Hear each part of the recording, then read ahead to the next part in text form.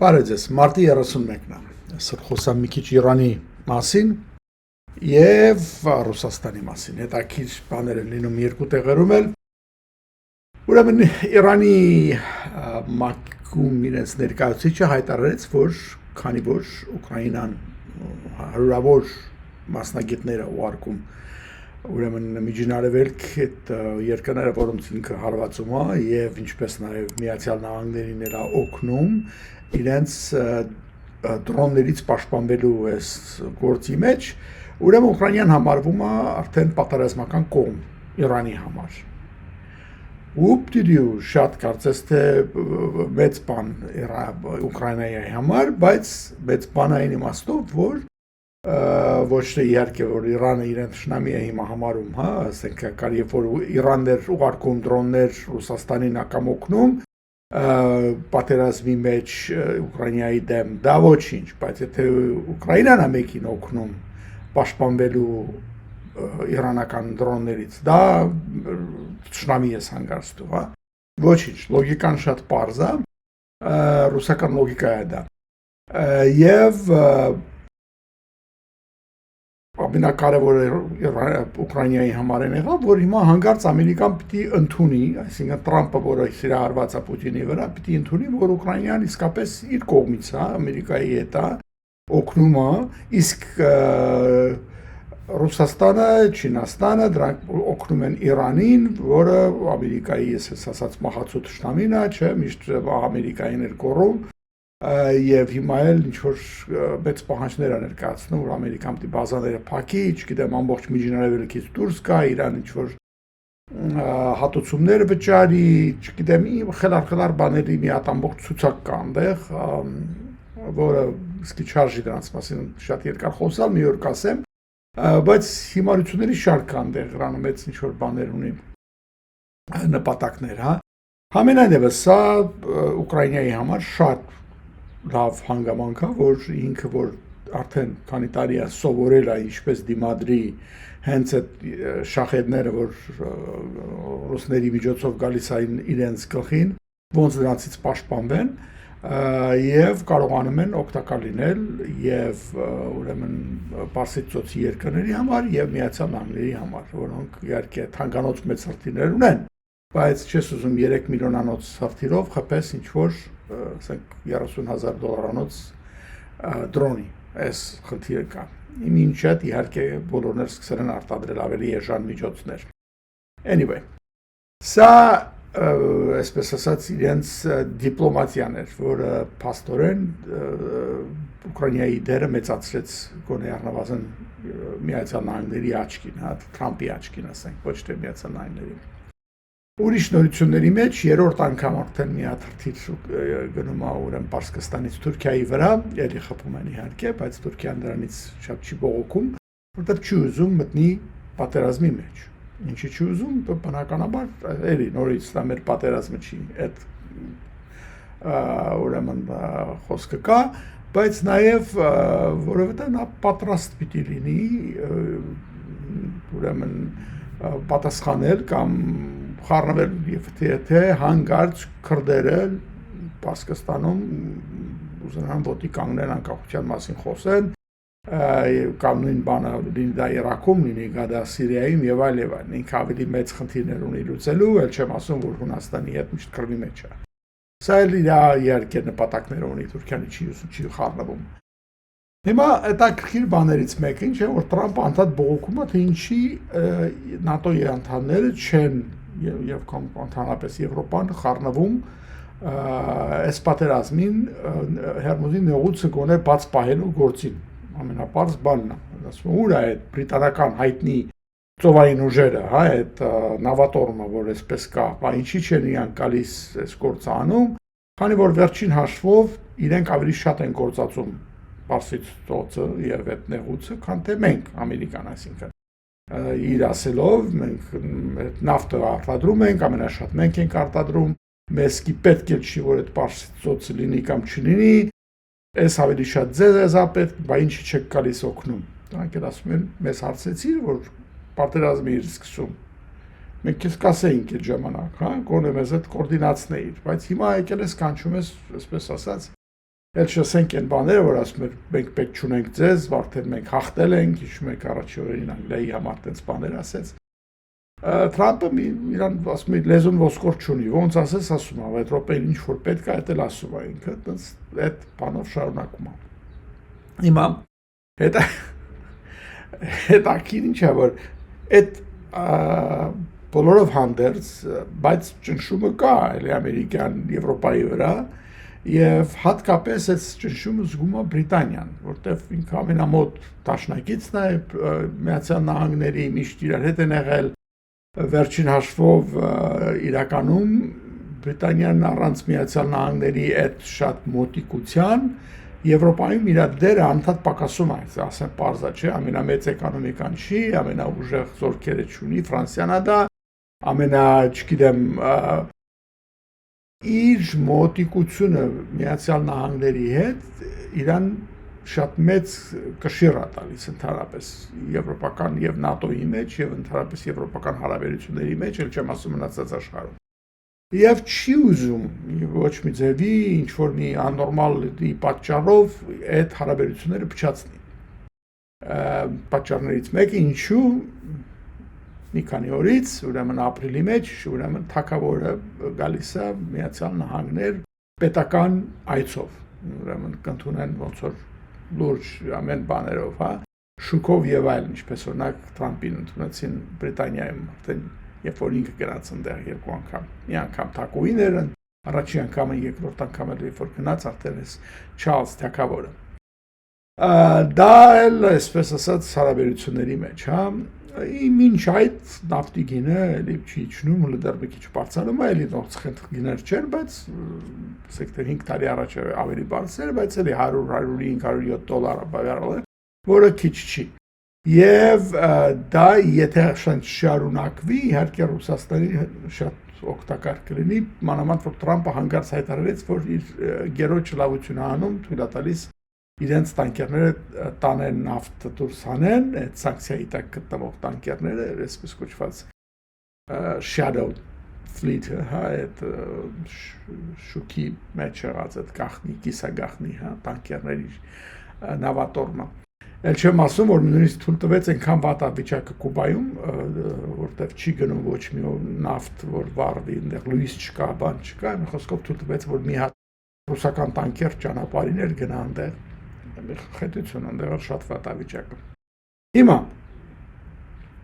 այս վիճակի մեջ ուրեմն եթե սա երկար տևի այս գները, իհարկե Ռուսաստանը կօգտվի, բայց կար ժամանակի մեջ ոչ մի տարբերություն չի անում։ Ինչու չի անում հիմա այս վարքյանից, որովհետև ուկրաինացիները իսկույն հասկանալով ինչ է կատարվում, սկսեցին խփել ավելի ինտենսիվացրեցին իրենց հարվածները ռուսական ուրեմն նավթամշակման գործարաններին, բայց հատկապես տերմինալներին, որտեղից նավթը բեռնում են տանկերների մեջ, հա, ասենք առաջինը արդեն գիտեինք, որ խփել են եւ նորից խփեցին հիմա Նավարեսիսկի սեվտովում ուրեմն այդ պորտը, այնտեղ տերմինալ կա, որ նավթ են լցնում, նաեւ բայց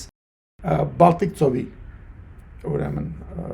տերմինալներին, այնտեղ երկու տեղ խփեցին, այդ մի հատ կա Ուստ լուգոյա կոչվում, այդ գետից մտնում ես, այնտեղ Լենինգրադսկի օբլաստում է գտնվում, այդ երկրորդ անգամ խփեցին այդտեղ արդեն, մի հատ էլ խփեցին մի հատ էլ կա այդ Պրիմորսկի, էլի այնտեղ Լենինգրադսկի օբլաստում է։ Եվ այդտեղից են հիմնական մեծ տանկերները գնում, որտեղ ավելի հարմար պորտ է, ասած ասած են, մյուսը շատ ավազոտ է, պետք է անդադ այնտեղ ավազը մաքրես բան, որպեսզի խորությունը ապահովես մեծ նավերի համար, հա, այդ էլ ուրիշ պատմություն է, թե ինչի են այնտեղ դրել, այսինքն ասած փող սարքելու տեղ է, էլի որտեղ ավազ մաքրելը այդ հավիտյան գործ է, երբեք չի վերջանում, այդ կոնտրակտները դու ես բաժանում։ Լավ, ինչևից է։ Այս բանը խփելով այդ տերմինալները, հա, որտեղ լցնում են այդ մեծ նավերը, փաստորեն սահմանափակում ես իրենց էքսպորտը։ Դու հա գինետո բարձանա, բայց եթե ինքը չի կարող նավերը լցնի եւ ուղարկի շուկաներ, ինքը չի կարող փող աշխատի գաղափարը Սա է, եւ ես կարծում եմ իհարկե ամբողջ նավթը չի որ գնում է այս 2 կամ 3 տերմինալներից, բայց դա մեծ տոկոս է կազմում, այսինքն նավերով տեղափոխվող տերմինալները եվրոպական մասում համարյա բոլորը խփել են, մոտավորապես կես համարյա 47%-ն է ինչն է կազմում, մնացածը Խաղօվկիանոսից է գնում, մի մասը եւ խողովակներով էլ իհարկե կան։ Ես սկսում եմ ենթադրել, որ հաջորդը լինելու է արդեն եթե այս գները բարձր մնան, սկսելու են ուզեն խփել նաեւ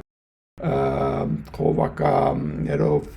տեղեր կա, հաբեր կա, որտեղ գալիս միանում են, այնտեղ պոմպերն են։ Այդ պոմպերին պետք է խփեն, իհարկե դա մի քիչ վտանգավոր է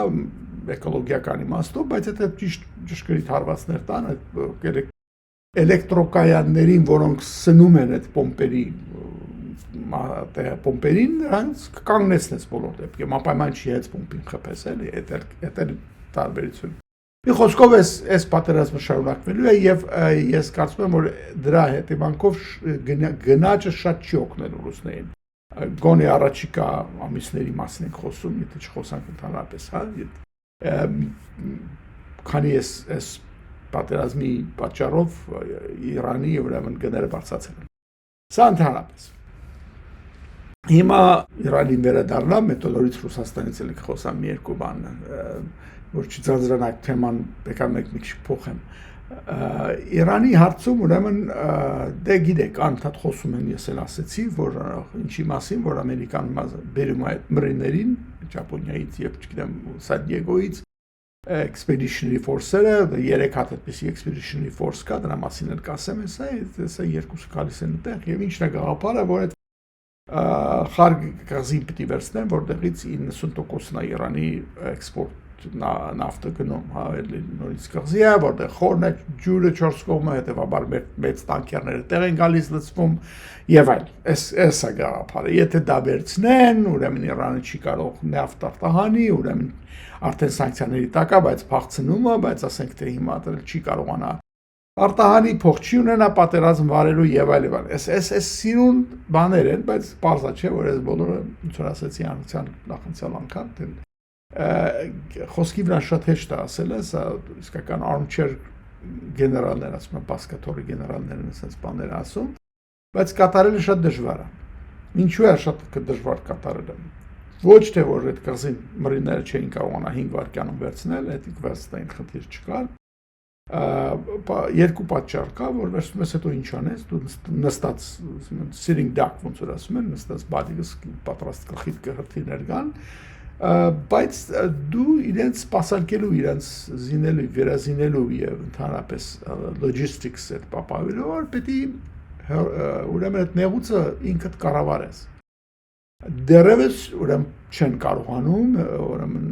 հերոսի այդ նեղուցը վերցնել կոնտրոլի տակ։ Որտեվ անդադ գետնի տակից դուրս են գալիս, խփում են։ Հիմա նոր 5 վայրկյան չի վերջացել։ Պաշտպանության նախարարը Հեքսեթը էլի դուրս եկավ, ուրեմն նորից խոսում է նրա մասին, որ արդեն անդադ խփում ենք, անդադ շարունակում ենք թիրախներ խփել, շատ դինամիկ ձևով, նույնիսկ վերջի վայրկյանին նոր թիրախներ ենք տալիս օդանավներին, որոնք արդեն օդում են եւ կամ արդեն պարսկական օդային տարածքում են գտնվում եւ իրենց էսենց դինամիկ ձևով հարվածներ ենք տանում, այո, կամաց պակասում է, ժամանակի հարց է, ինքը էս բանն անդադ ներկայացնում, որ ճիշտ է, ժամանակի հարց է։ Եթե այդպես շարունակվի, վերջո վերջանալու են պարսկական հնարավորությունները, հա։ Բայց քանի դեռ չեն վերջացել, իրենց հնարավորությունները, ասենք թունելի մեջից գետնի տակից դուրս գան եւ մի քանի հատ թիրք կամ մի քանի հատ, ասենք դրոն ուղարկեն ինչ որ տանկերների վրա կամ ինչ որ նավերի վրա, լինի դա ամերիկյան թե ինչ, դու չես լրիվ հսկողություն չունես այդ նեղուցի վրա, եթե չունես այդ 30 կիլոմետրանոց նեղուցի վրա հսկողություն, դու չես կարող արդեն ոչ այդ կղզի վրա մեծ օպերացիաներ անես, հա, ծովային դեսանտ օրինակի համար բերես, իջացնես եւ հետո իրենց սպասարկես անդադ զենք ու մթերք հասցնես եւ այլն։ Ոչ Իրանի ցամաքային, այսինքն ծովափնյա տարածքների վրա, որտեղից հենց կրակում են քո վրա։ Քեզ պետք է որ ծովային ծովափնյա տարածքները որ թունելները գրավես որպեսզի այնտեղից դուրս չգան եւ նեղուցի վրա եղած նավերին խփեն, բայց չես էլ կարողանում զոր քանես, քանի որ նեղուցը դեռ չես կարողանում կոնտրոլանես եւ հետեւաբար իրենց երկար բանա էլի լսում ես ինչ որ անալիտիկների, որոնք ավելի շատ ասենք թե իրենք տնտեսական կամ հետախուզական բեքգրաունդ ունեն եւ իրենց անալիզը շատ հետաքրքիր է իրենք ասում են դե հիմա բերում են ել չեմ ասում սպիտակ տան նստած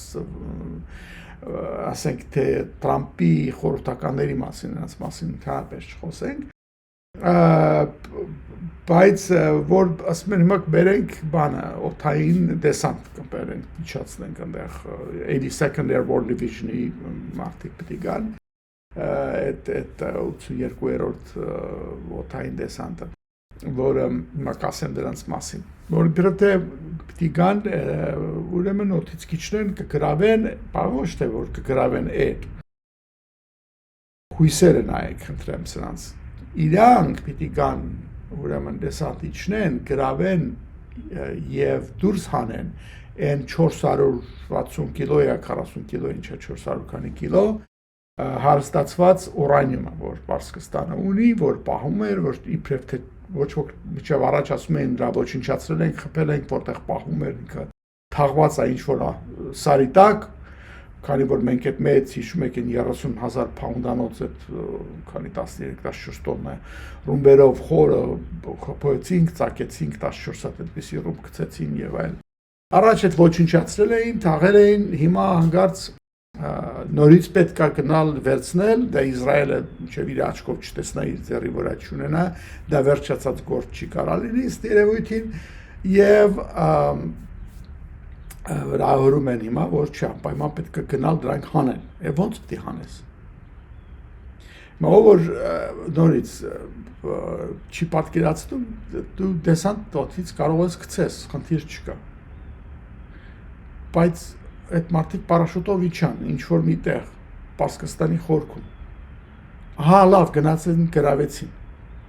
Հետո ոնց են դուրս գալու։ Ասենք այդ 440 կիլոն, ասենք մի 1000 պաունդ, հա, պլյուս ամբողջ ինչի մեջ ինքը գտնվում է, ամբողջ քաշը այդ ամբողջ, պատկերացնում եք, դրանք մեծ ցիլինդրներ են ինքը, որտեղ այդ նյութ կոչված է, բան չի, ասենց ոսկու լոմիկներ չեն, գազային վիճակում է ինչ որ բան չէ, ամբողջը ոնց ես հանելու։ Ոնց ես նախ վերցնելու, ուր ես տանելու, ոնց ես հանելու, պարաշուտ չես նստելու օթապարիկի նման թռնես օթանավի մեջ։ Այդ թանապես, ասեմ ձեզ, այդ օթային դեսանտը, որ գալիս մի տեղի չնում է, դա այդտեղ մնում է, ինքը դուրս չի գալիս այնտեղից, մինչև որ ցամաքային ուժերը չեն գալիս հասնում եւ ճանապարհ բացում։ Հետո նոր ինքը հանձնում է, օթային դեսանտը դա թեթև հետևակի ձև է, որը մեծ տանկեր բաներ չունի բնականաբար ինչ որ բայց նա արագ deployment, այսինքն ինքը ոնց որ շտապօգնություն ունի բանակի։ Այսինքն իրենց բանենա որ իրենց rapid response են ասում, արագ ռեագիրованիե, հա, ռուսերենով ասած ուժերն են իրենց, այսինքն իրենց միշտ պահում են պատրաստ վիճակում, այդպես էլ կա, միշտ իրենց զորքերի մի մասը ուրեմն պատրաստ վիճակի մեջ է գտնվում 24 ժամվա, իր բազայից շատ հեռու չի կարա գնա, ձեզ կոնկրետ դետալները չեմ ասելու հիմա, քանի ժամ հեռու կարող ես նես, քանի մղոն հեռու պիտի լինես, ոչ այդքան չգնաս, միշտ պատասխանես։ Բայց հայտնի գաղտնի չեմ բացում, որ իրենք պիտի 18 ժամվա մեջ աշխարհի որևէ տեղում, որ իրենց կհրամայվի, իրենք պետքա մի բրիգադ ուժ կարողանան իջեցնել։ Հա, այդ խոսում են գունդ, հա, այսպես ասած։ Դա իհարկե հսկայական դժվար բան է, որովհետև դա փոքր ուժ չի։ Դու խոսում ես մոտ 3000 մարդու մասին, 3000 մարդ 18 ժամվա մեջ պիտի կարողանաս աշխարհի որևէ տեղ որ պետքա իրենց իջեցնես, որտեղ իրենք պիտի գրավեն մարդ տանեն, Միջև քանի որ գաս հաստատագրեց պատմական բաներ ասեմ երկրորդ համաշխարհից 101-րդ բանը երբ որ իջել էր Ֆրանսիայում թե Բելգիայում 33 օր իրենք այնտեղ կռվեցին գերմանական ամբողջ բանակի դեմ միջև որ ամերիկյան բանակը եկավ հասավ իրենց ազատագրեց հա այնտեղ ահագին զոհեր տվեցին 5000 մարդ մոտավորապես եւ այդպիսի դեպքեր մի քանի հատ կա տենց Սիցիլիայում եւ այլ սանց այսինքն հիմա դու ասել ես հեշտ է որ գնա ինչ որ տեղ իջեցնեն գնան գրավեն ու հետո հանեն դուրս այդ ոնց է կանելու եթե մեծ ցամաքային պատերազմ չի պատրաստվում լինի հաստատ արդեն ասում եմ միլիոն անգամ որ Տրամպը դրան չի գնալու հետևաբար եթե ցամաքային ուժեր չես մտցնելու որը պիտի գնան ճեղքեն հասնեն չգիտեմ այդ որ սարիտակի գրաված այդ բանը հետ բերես դուրս հանես ուրեմն այդ չի լինելու ես դրա եմ ասում որ դեսանտային ուժերով դու միջուկային ինչ-որ մատերիալներ չգիտեմ որ սարիտակից չես հանելու այդ չի լինելու տենց բան բանդե հարց առաջանում բայց ինչի են գնում ես գիտեմ կարի այո դա տենց բան կա արդեն խոսքը մեր այն խոսակցություն չի դե իրանց հնարավորությունները շատ ավելի մեծ է հիմա տեսեք եթե իրականում նավթ գրավելն է կամ այդ ցամաքային մասեր գրավելն է որը կլասիկ ծովային հետևակի միսիա է այսինքն ծովային հետևակի գործը ինչ է կղզի գրավել եւ ցամաքային ինչ որ ափերի վրա գտնվող ինչ որ ռազմական բաներ գրավելն է չէ գետեր վերցնելն է իրանք վերցնում են ծովից դուրս գալով կամ նավերից օթանամներով կամ ուղղաթիռներով իջնում են այդ մի բանը վերցնում են այդ strike group-ը կա այդ դրանց գաղափարը դա է էքսպեդիցիոն այդ ուժերը որ կան 3 հատ կա ուրեմն ասեցի մեկը Սան Դիեգոյում մեկը բանը մեկն Ատլանտիկի վրա եւ այդ վերցնելուց հետո իրանք երկար չեն նստում ընդող պահում այսինքն մրինների եւ դեսանտների տարբերությունը այդտեղ է հենց օրինակ նա մրինները մի քիչ պատմություն տամ ձեզ լավ որ բարձ լինի ուրեմն ծովային հետևանք է Միացյալ Նահանգների մոտ 168,000 մարդու մասին խոսում պլյուս 33000 ռեզերվ կա ռեզերվայիններ կան օրինակ օթայինները չունեն ռեզերվ տենց ձևի բան չի իրանք այդ 168,000 այդ բաժանված է 3 բաների ասենց ասած expeditionary այդ ուժերի որ 4 դիվիզիա են իրանք ընդհանրապես եւ 4 հատել air wing ունեն այսինքն օթանամների wing ինչա ոնց որ ասես չեմ անում թարգմանեմ բայց air wing-ը դա մեծ բան է մեծ տիպով օթանամներ են ասենք ընդհանրապես միասխանի գեներալ ալինում կամ առնվազն գնդապետ հա դրա վրա 4 հատ այդպիսի օթային F-35-ներով եւ Osprey-ները կան որ ուղղաթիռի պես կարողանում են բարձրանալ իջնել այդ իրենց մոտավորապես 20-ից 30 մրին կարող են տեղափոխեն այդ ձևով նավի վրայից ցամաք ուրեմն այդ օթանավներն ունեն F-35-ները ունեն որ էլի օթանավի բանի փոքր ավիակիրի վրայից ուղղաթիռի պես կարող բարձրանալ ուրեմն սրանք մոտ 1300 օթանավի մասին ենք խոսում հակին մեծ օթային ուժ ունի Marine Corps-ը հա սա բավական մեծ ուժ է եւ իրենց ուժերը այսպես ասած ընդհանուր ինքնաբավ են հա այն ռուսի ասած ապշեվասկայա ռոմեն տեսակ all arms combined arms որ ասում են եւ հետևակ ունեն եւ զրահմեքենաներ ունեն եւ հակաօթային ուժեր ունեն եւ բժշկական բաներ ունեն եւ ռադիոէլեկտրոնային ուժեր մի խոսքով ամեն տեսակ զորատեսակի ձևերը ունեն իրանք մինչեւ 2 տարի առաջ ամենածանր տանկերներ ունեին դրանք հիմա հանացին որոշեցին որ իրենց պետք չի են Աբրամսները բայց այսպիսի տեսակի ուժեր են իրանք եւ այդ իմաստով իրանք անկախ կարող են պատերազմ վարել բայց ոչ երկար եւ ոչ շատ խորը հա իրանք գործն է այդ անելուց հետո գրավելուց հետո ծովից դուրս գալով ցամաք իրանք կարողանան հետո հանձնել ինչ-որ հիմնական բանակին այդ տերիտորիան։ Հիմա իսկ բանակը հիմա դեսանտիկները լինելով բանակի մաս, ոչ թե ծովային հետևակը, ծովային ուժերի մաս է կազմում, Navy-ի մասն է կազմում, իսկ դեսանտը ուրեմն 80 second, ընդհանրապես այդ 100 ներողություն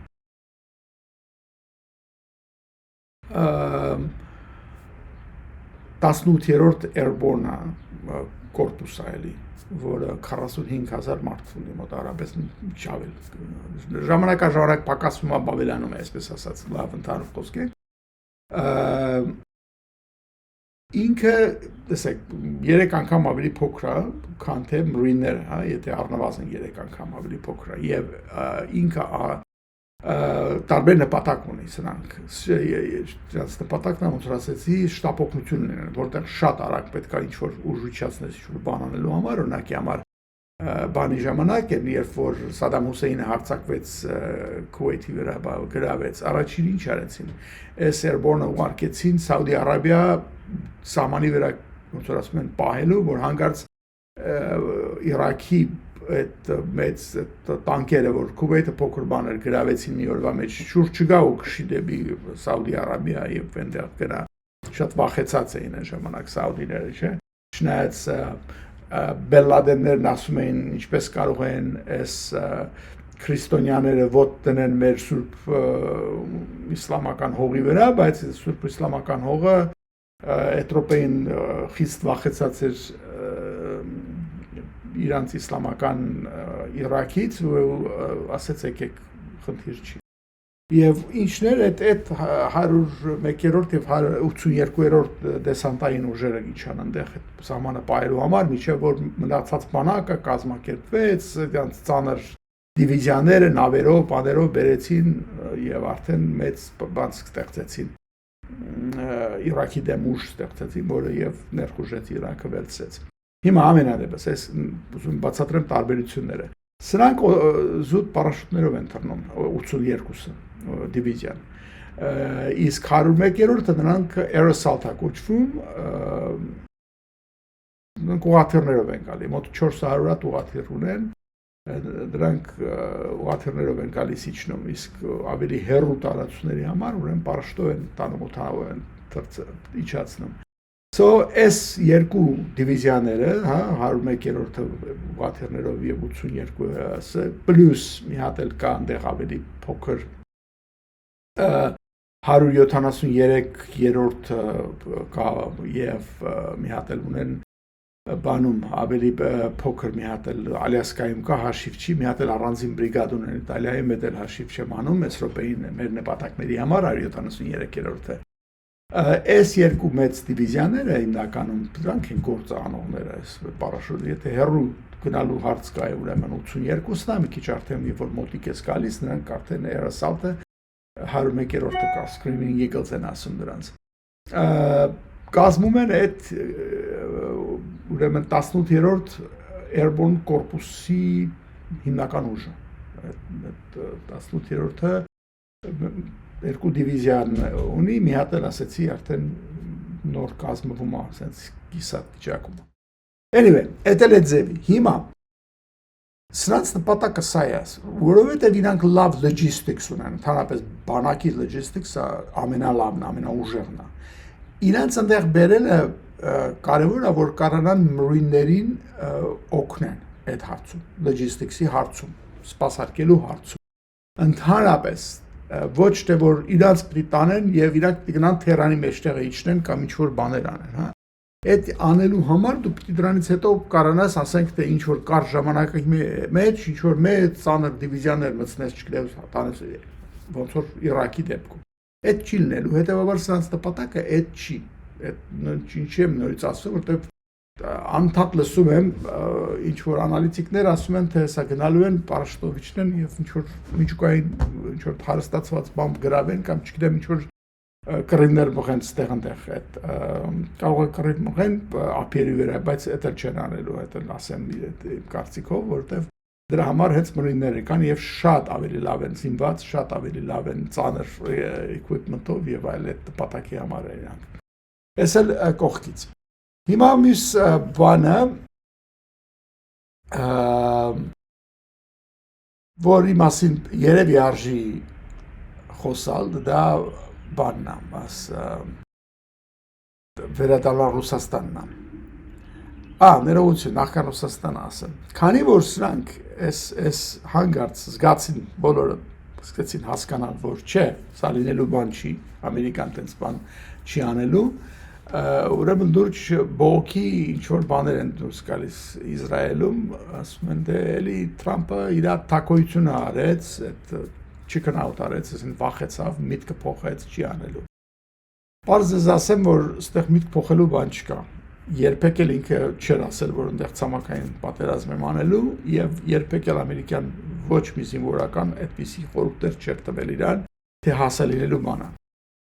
Բայց դա չի նշանակում, որ ամերիկան չի կարող օդային պատերազմ մղի շատ երկար ժամանակ։ Այսինքն անվերջ կարելի ասել։ Եվ այսինքն իսկապես շատ երկար, այնց որ դա թող հույսեր չունենան, որ կարող է դա ինչ-որ հոգնեն կամ վախենան թողնեն դուրս գան, հա, այս տարբեր բաներ են սրանք, լրիվ տարբեր պատերազմ վարելու բաներ են, ինչ արդյոք դրանով ռեժիմը կփոխվի, եթե շատ երկար տևի, այո։ Վերջին հաշվով այնքան մարդ կսպանեն, մինչև որ նրանք ասեն, որ օքեյ, հանձնվում ենք, հա։ Ինչ որ տեղ է գալիս, որ արդեն չեն ուզում ռմբակոծվել։ Նույնիսկ ամենաթունդ մուսուլմանն էլ ֆանատիկ վերջո կամ մեռնելու է կամ ասելու է հանձնվում են։ Էլ չասեմ, որ իր զինվորներից մարդիկ անընդհատ փախնում են, դասալքում են եւ այլ, sense բաներ կալ այդ չմոռանանք։ Չխառնենք երկու խնդիրներ իրար հետ, հա, մեկը չի լինի եւ չեն անի, մյուսը կլինի եւ կշարունակեն անել։ Եվ դա այո, ասում են, միջև զինվորի հետևակի սապոկը չկանգնի, այնտեղ դու այդ երկիրը չես կարող, բայց այդտեղ խնդիր չի դրվում, որ երկիրը վերցնես։ Խնդիրը դրվում է, նորից ասեմ, միջև որ այդտեղ հասնի, որ խնդիրը գրավել չի։ Խնդիրը թուլացնես ռեժիմը այնքան, որ ներքին փոփոխություն ունի։ Իսկ հիմա, հետաքրքիր ինչ է, որ ամերիկյան ուրեմն սպիտակ տան կարգախոսի մեջ մի հատ նոր բան ա եղել։ Այն ինչ որ ես ասեցի մոտավորապես 2 շաբաթ առաջ, որ արդեն ռեժիմի փոփոխություն եղել է։ Այսինքն հին ռեժիմից ով որ կար, սպանել ենք արդեն, մի 5 անգամ ով է մնացել, դա նոր է։ Դե կարանք հայտարարենք, որ նոր է։ Ինքը էլի կարող է IRCG, այսինքն իրաց այդ կորպուսի հեղափոխության ինչ-որ համազգեստը հակնում տանը, կամ թե չէ, որտեղ դրսում վախում է, կամ թե չէ ինքը մոլլայա ինչ-որ բարձրաշրջան, չգիտեմ, դեր ունի կամ չունի, իրականում չունի, IRCG-ն է ամբողջ անում, կապ չունի։ Դու անունդ ինչ ուզում ես դիր, դու արդեն նոր մարդ ես եւ նոր վախեր ունես, նոր խնդիրներ ունես, դու այդքան չէիր կերել հարստացել միլիարդներ սարքել, որ ռեժիմը պահելը շատ կարեւոր լինի, հիմա դու պետք է ավելի մտածես քո կյանքի կամ քո երեխեքի կյանքի մասին, քան թե դու մտածես, որ դու ռեժիմը պահես։ Երբ որ դու, ասենց ասած, հեղափոխության լիդերն ես, մի ձևի ես նայում խնդրին, քո ամագը չես ուզում կորցնես, հա, հեղափոխությունն է, երբ որ դու ինչ որ ասենք թե արդեն փոքնդապետի մակարդակի ես իջել այդ ամբողջ սիստեմի մեջ, մի քիչ տարբեր ձևի ես նայում, ասենք թե այդ խնդրին, հա, այս բանը պետք է չմոռանալ եւ ամերիկյան տեսակետից հիմա երկու կողմից են sense նայում, հայտարարել են, որ արդեն փոխել ենք ռեժիմը եւ մենք բանակցում ենք նոր մարդկանց հետ։ Իրանից անընդհատ մեկը դուրս է գալիս, ասում է ոչ մեկ հետ չենք բանակցում, չկա այդպեսի բան, մենք երբեք ամերիկացիների դուրս չենք բանակցելու։ Սա ինչ է նշանակում։ որ Իրանում չկա կամ Թրամփը լրիվ սուտ է ասում, որ բանակցում ենք, որ չեմ կարծում լրիվ սուտ է խոսում, որտեղ այնտեղ Պակիստանն է ներգրավված եւ այլն, նրանք այնտեղ հիմա ոնց որ ասում եմ միջնորդություն անում, կամ իսկապես պարակտում կա Իրանի ղեկավարության մեջ, այսինքն ինչ որ մի մաս ասում է, վերջին հաշվով եկեք լավ վերջացնենք, ես Մյուս մասը ասում է ոչ մի դեպքում երբեք։ Եվ պարզա որ երբեք ասողները այս վարքյանին ավելի ինչ որ դեռևս ուժ կոնտրոլ ունեն, ինչ որ սիստեմի վրա, բայց քանի գնում է թուլանում է, որտեղ այս խոսակցությունը սկի չէր լինի, հիշում եք, երբ որ Տրամփ ասեց, որ մարդ չկա, որ հետո խոսանք։ Հիմա ասում է մարդ կա, խոսում ենք։ Եվ հիմնական շեշտը դրվում է regular բանակի մասին, որ բանակի մեջ նորմալ մարդիկ են, որոնց հետ պետքա խոսալ։ Բանակը այդ այն ուժն է, որի վրա պետքա հենվել, իսկ այս իսլամական հեղափոխության ուրեմն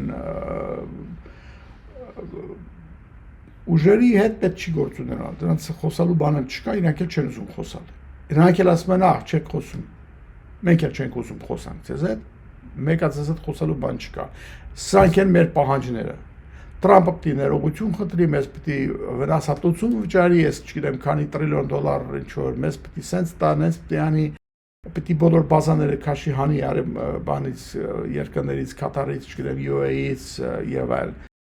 Մի խոսքով այս իրանց էսենցիալի մաքսիմալիստական տենց հիմար բաներն են, որ իրանք ասում են, որ չգիտեմ ով հավատում է, ասողը հավատում է իր ասացին, թե չէ որ Ամերիկան պիտի վերկանա բազաները հանիտ ու գնատուն, այդ ոնց ալնելու չեմ պատկերացնում, բայց իրանք ասում են, բայց դա ինչ է նշանակում։ Դա նշանակում է, որ իրանք հասկանում են, որ այնպես ոչ բան չի մնալու։ Վաղ թե ուշ իրանք ինչ որ մի թունելում թաղելու են։ Այդ լավագույն դեպքում եթե չբռնեն կախեն հետո։ Այսինքն էսա իրանց հոգեվիճակը, հա, ասենց ասած։ Բայց սա ինչքան մարդ ընկնում է այդ վիճակի մեջ, 4 կողմը տեսնելով դա, ավելի հեռանում է։ 4 կողմի հավատը ֆանատիկների նկատմամբ եւ իրենց ասենք թե խոսքերի նկատմամբ ավելի թուլանում է։ Հա, ավելի ասում եմ լավ, պետքա որ ես ասա այդ կապեմ իմ ապագան։ Եվ իհարկե հաշվարկը դրանում է, որ տենց է լինելու է։ Դա է լինելու։ Մի խոսքով այս վիճակն է եւ ես չեմ տեսնում այսօրվա վիճակում ուրիշ ելք Թրամփի համար, բայց նորից Պարսկաստանի ռեժիմի համար չեմ տեսնում որևէ ուրիշ տարբերակ, բացի եթե ասի լավ, ինչ կանգնացնում ենք, ինչ որ այա։ Չենք ուզում լրիվ շարունակենք, բոլորս մեռնենք, այսինքն սրան է գալիս, երկիրը քարտ բան է դառնում, լրիվ քանդվել է։ Հիմա Իսրայելը ուրիշ խնդիր է լուծում իհարկե Լիբանանում, ուրեմն ահագին հող է գրավել եւ որպես իբրև թե ապահովության ինչ որ սեկտոր զոնա եւ նույնիսկ բնակիչներին չի թողնում հետ գան, ասելով որ միջև մեր բնակիչները մեր կողմում ապահոված չլինեն, մենք չենք թողնի դուք վերադառնաք ձեր հողերը։ Այս ոչ թե խոսում ենք պաղեստինցիների մասին, խոսում ենք արդեն լիբանանցիների մասին։ Այսինքն հասկանում եք ուր է գնում սա։ Ինչպես գրավեցին, ինչպես ասենք թե ինչ որ մի ամբողջ տարածք չէ, այնտեղ համարյա Դամասկոս են հասնելու, Սիրիայում, հիմա Լիբանանում են ահագին իրանց, այսպես ասած, security զոնան մեծացնում։ Սա իհարկե քանի Իրանի պատերազմը գնում, այս հարցը չի լուծվի, որովհետև ոչ ոք ժամանակ չունի, ուշադրություն չի դարձնում իրանց վրա, իրանք անում են ինչ ուզում են։ Եվ նու տենց էլ պլանավորված էր, ասեն իրանց ասում է Պուտինի ասած, ամեն ինչ պլանով է գնում։ Խոսենք Պուտինի մասին։ Ռուսաստանը Պուտինը ոսկի են ծախում շուկայում։ Այս վերջերս ուրեմն 300,000 աունց ոսկի ծախեցին նորից։ Ինչու։ Ոսկի ծախում ես ընդհանրապես որտեղ փող է պետք։ Քաշ է պետք, այսպես ասած, հա։ Ինչի է քաշ պետք։ Եթե նավթիկները բարձրանում են այդքան բարձրացել են արդեն։ Նախ որովհետև ոսկու գնան էլ բարձր են բավական պատմականորեն նայած, եւ եթե պիտի ծախես, հիմա հարմար ժամանակն է ծախելու, բարձ է այդքանը, ուրեմն չես սպասելու, երբ որ իջնի նոր ծախես։ Եթե պետք է ծախել արդեն ուրիշ ճար չկա, հիմա լավ ժամանակ է։ Ուրեմն ինչու համար է պետք հիմա։ Երկրորդ հարցը, որովհետև ինչպես ասեցի, այդ Ուկրաինան խփում է այդ նավթային բազաները եւ տերմինալները, հետեւաբար այդքան չի կարողանում օգտվի գների բարձրացումից եւ բյուջեն նորից լցնի այնքան որ այն բոլոր սկզբում կանխատեսումները որ հիմա ինքը քանի միլիարդ դոլարով իր բյուջեն կհարստանա այսքանով այնքանով այդտենց էլ չի լինում, չի իրականանում շատ արագ այդտենց ասած, հա, որովհետև ինչու, ինչպես ասում են նորից, թշնամին էլ իր պլանները ունի եւ իր քվեն ունի, ասենց ասած, դու կարող ես ասես, որ հիմա որտեղ բարձրացավ, ես պետք է այսքան փող սարքեմ, նա ասում է, չէ։ Սպասի մի հատ խփեմ քո այդ տերմինալին, որ դու չկարանաս այդ նավթը հանես եւ փող չսարքես։ Ու տենց արին։ Դրա համար շատ դժվար է կանխատեսելը։ Պատերազմների, որ ասում են, պատերազմի մշուշը, հա, the fog of war,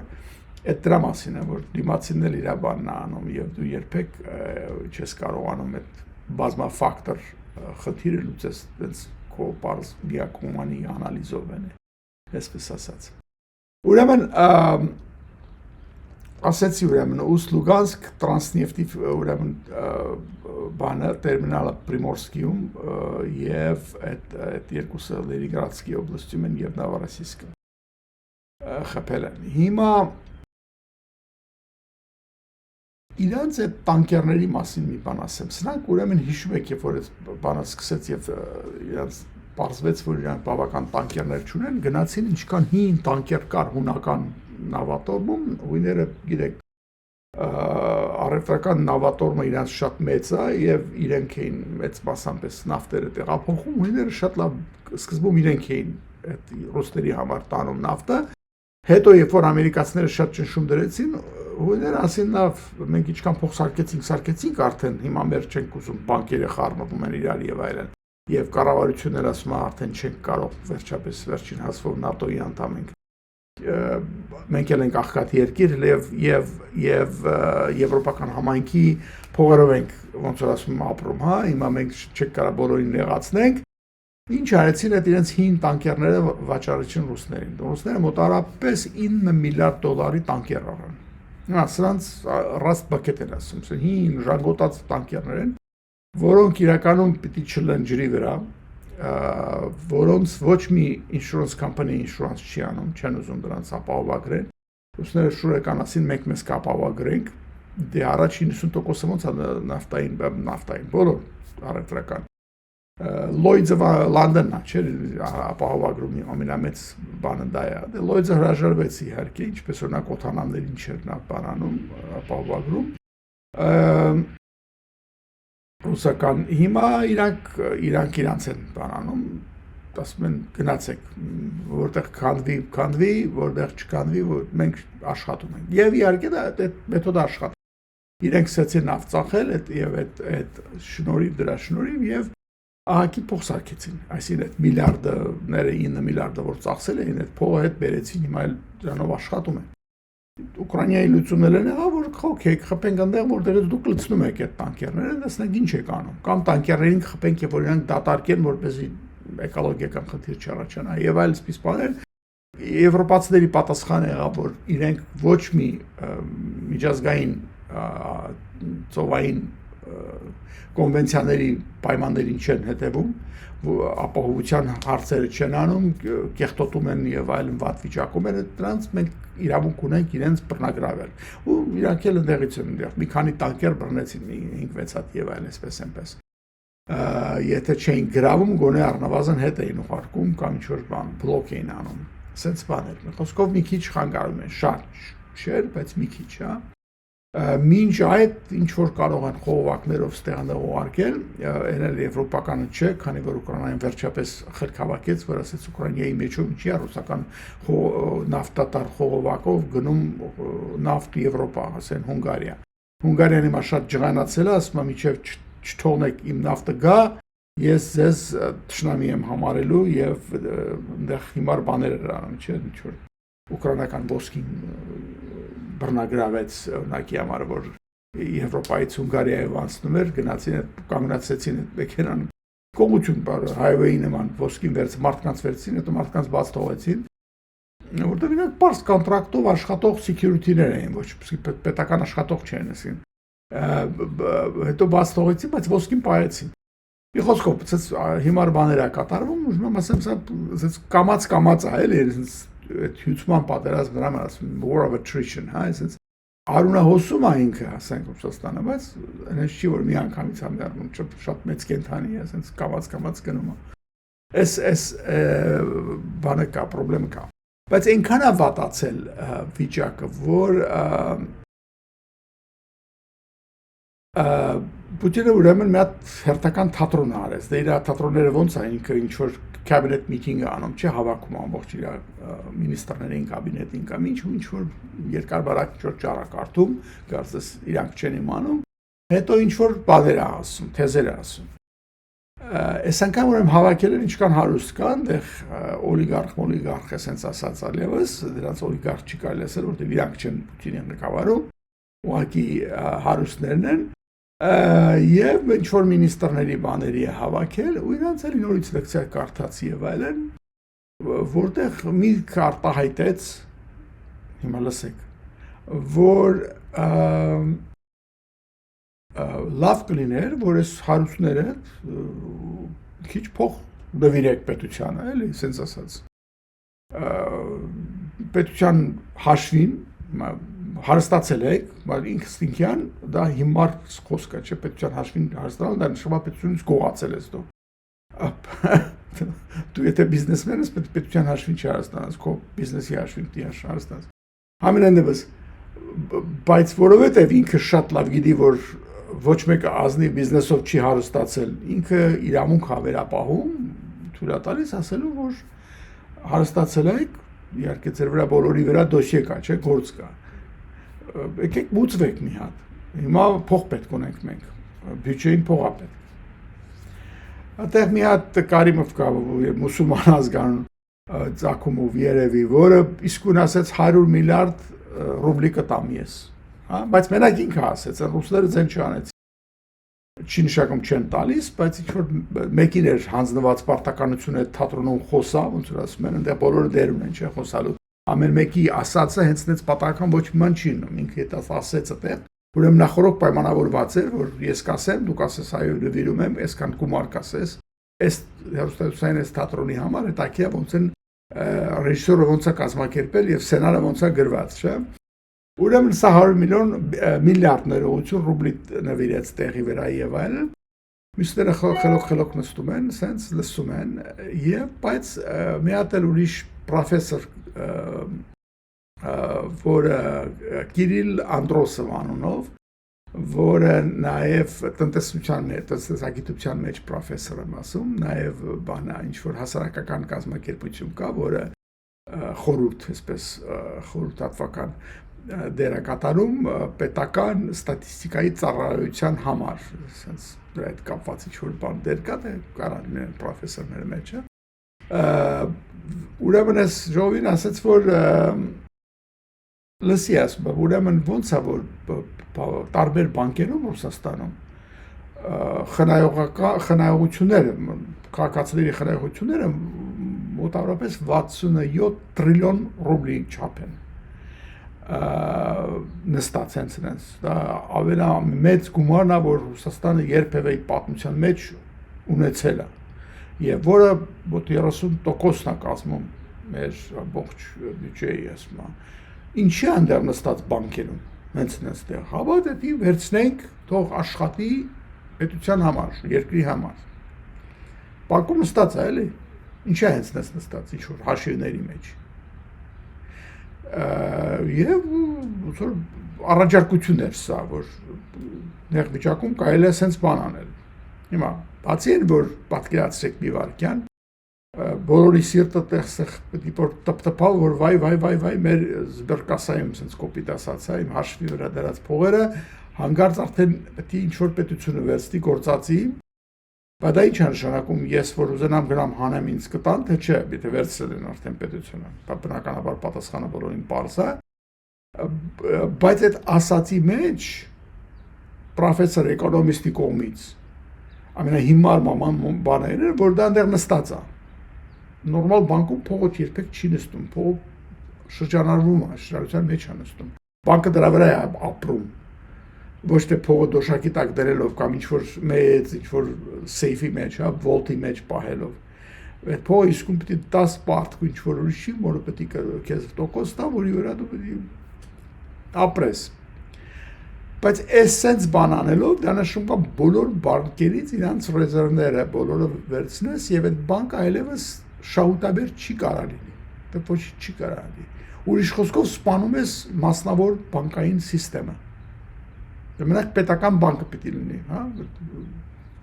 գույություն ունենա, նավուլնայի, այսպես ասած, եւ մնացած ինչ են անելու։ Բայց բիզնեսները ինչ են անելու, տնտեսությունը ինչ է անելու։ Հիմա այն հանգամանքը, որ սա հերոստատուսով են հայտարարում, որ սենց բան պետք է ալվի կամ առաջարկում է ինքն, այդտեղ Պուտինը միանգամից ոչ բան չի ասում։ Այսպես բան նշանակում կամ փորձարկում են այս իդեան մարդկանց մոտ կամ արդեն որոշված բան է, պարզապես Ջանետ Հողին ընտելացրու է, սա գալիս է այսի։ Կարծում եմ, թե ասել են էսի եւ դրա մասին sense մի հատ հարված հետադարձ չի եղել, ասեք թե գորեն ավելին պետրոնական բանկի ուրեմն մեծը չդուրս եկել ասել, որ դա ոչ չի կարելի դες բան արել եւ այլ, շակմա որոշում կա արդեն։ Պետք է ենթադրել, որ Ռուսաստանում ոչ ման պատական չինում, ոչ մի պրոֆեսոր չի վերկանում նոր ինչ-որ գաղափար առաջարկում թե հերոստատուսի վրա, հա, sense Պուտինին։ Բայց գործը դրան է հասել արդեն։ Պետք է սպասել, որ լինելու է։ Հիմա այս ինչ որ հիմա կասեմ, սա նոր բան չի, 24 թվի բան է, 2 տարի, բայց նման մի հատ ավելի վայրենի բան, ուրեմն գաղափար, արդեն արտահայտվել է, որ մենք պետք է շատ լուրջ ուսումնասիրենք փորձը այն ժամանակների կամ երկրների, որտեղ պարտադիր աշխատուժ գոյություն ունի կամ գործածվում է։ Պարտադիր եւ կամավոր։ Մեծ պետական պրոյեկտների համար։ Այս եթե մի հատ թարգմանենք, որ երիտասարդ կամ չի հիշում, պարտադիրը որն է, այսինքն принудительный ռուսներն ասում, այսինքն forced labor են ասում սրան։ Բանտարկյալներին աշխատացնել է նշանակում։ Եթե ով չգիտի, սովետական միությունում դες բան կար։ Պրոյեկտ ունես, պրոյեկտի համար մինիստրությունը ներկայացնում էր ինչքան աշխատուժ է պետք, KGB-ին խնդիրը դրվում էր, KGB-ն գնում ու այդքան մարդ էր բռնում, այդքան մարդ գնում էր այնտեղ, դառնում էր ձերի աշխատուժ։ Ձերին մասին կերակրում ես իրանց իհարկե, բայց ինչ որ մի հատ սուպ կամ 200 գրամ հաց Բայց ինքը աշխատում է քեզ համար այդ ամենավատ պայմաններում, ամենավատ կլիմական եւ ապրելու պայմաններում աշխատանք ես կատարում, մեծ ինչ որ ասենք թե հիդրոկայանները սարքում, չգիտեմ, գետերի ուղղությունն ես փոխում, ինչ որ բաներ ես անում, հա։ Հիմա իսկ կամավորը որն է, եթե հիշում եք Բայկալ ամուր այդ մագիստրալ, հա, ուսանողներին, չգիտեմ, կոմսոմոլներին, բաներին ուղարկում էին այնտեղ, որ գնան յանի այդ ինչ որ երկաթգից գցեն։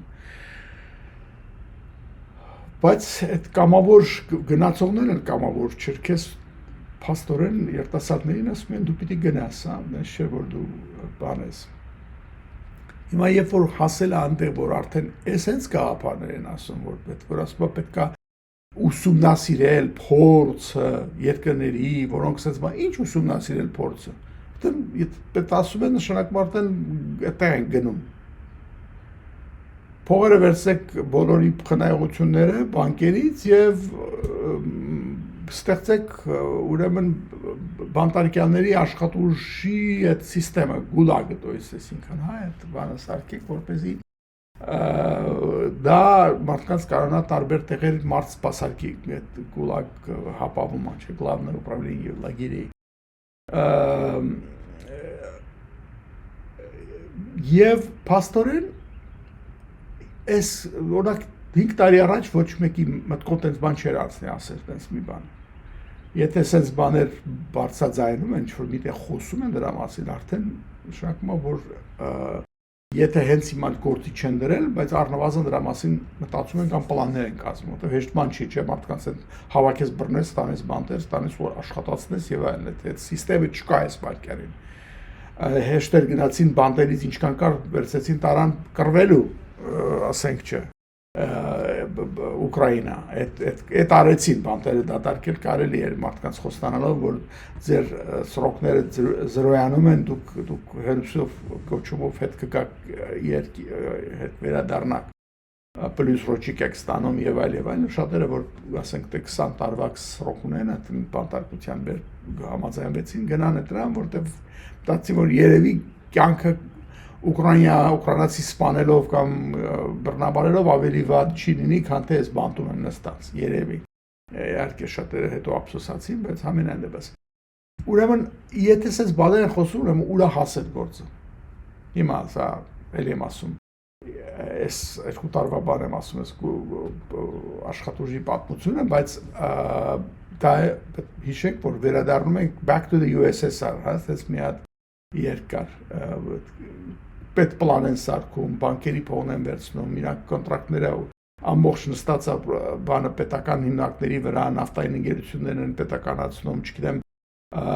ռազմաինդուստրիալ կոմպլեքսն են պետականացրել եւ այլն, այս ամբողջը sense կար, բայց հավելյալ sense ասենք ավելի շատ։ Մի խոսքով դա լավ բան չի ցույց տալիս, այսինքն ինչ կարել մեծ խոսան այդ Պուտինը հասնում է իր երազին էլի վերականգնի սովետական միությունը, հա, եւ ասում է, եթե դրա համար պետք է որ պատերազմ եւ ես ինչ գիտեմ 1 միլիոն մարդ զոհեր, ուրեմն պետք է պատերազմ եւ 1 միլիոն մարդ զոհվի, որպեսզի ես վերականգնեմ իմ սովետական միությունը, որպեսզի ես իմ երազած տղեն դառնամ, այսինքն իմ անունս Գենսեկն է երևի, I don't know, պաշտոնս։ Դա իր վերջի հաջարեղ բաներից մեկն է, գաղափարներից մեկն է։ Այսօրվա համար երևի ավելի շատ պետք չի ասել Ռուսաստանի մասին, անդադ մի նոր բան դուրս է գալիս, իրանցից բան պետք չի սպասել ավելի լավ բան։ Բարակցությունները ասեմ, որպես այդպիսի ներևս Ուկրաինայի հարցով Ամերիկայի չկա, իրանց հետ անհամբեր նստած են միայն հույսը նա, որ Պասխը կարողանա երկար դիմանա ու Ամերիկան կշեղվի դրա վրա շատ երկար, արդեն շեղվել է պարզա, այդքանը հասկանալի է, բայց դա չի նշանակում, որ եվրոպացիները ընկան այդ խայծը վերցեցին եւ իրանք իրենց ռեսուրսները կծախսեն այնտեղ, իրենք շարունակում են օգնել Ուկրաինային եւ արդեն ապացուցեցին, որ իրենք բավական ուժ ռեսուրսներ ունեն այս շարունակելու համար այս պատերազմ Ուկրաինայի համար, իսկ Ուկրաինան կամաց ոնց որ ասում սովորում ավելի լավ կրվել, դարձել ամենաուժեղ բանակը Եվրոպայի շնորհակալություն Պուտին պապիկին եւ նույնիսկ արդեն օգնում է Ամերիկային կրվել հենց այդ իրանական դրոնների դեմ, որոնք դեպ նաև ռուսներն են գործածում, շահեդի փոխարեն մդրել են Կարանյանն ասում, բայց նույն բանն է։ Ամենայն դեպս, դա այդպես։ Այսօր այսքանը մարտ 31 Vivi Talks like-ը դրեք, չև հաջորդ։